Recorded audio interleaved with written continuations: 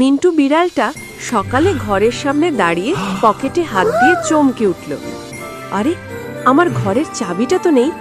সে এদিক ওদিক দেখে হঠাৎ মনে করল জমিতে কাজ করতে গিয়ে নিশ্চয়ই চাবি ফেলে এসেছি।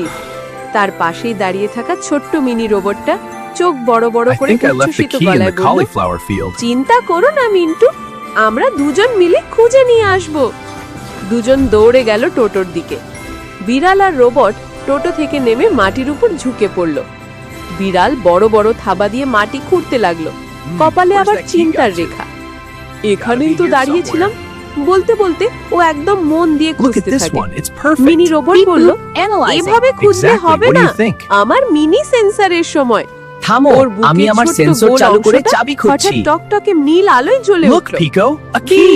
বিপ শব্দ করে We রোবট বলল, found it. খুঁজে পেয়েছি। বিড়াল আর রোবট দৌড়ে গেল সেই ফুলকপির গাছের কাছে।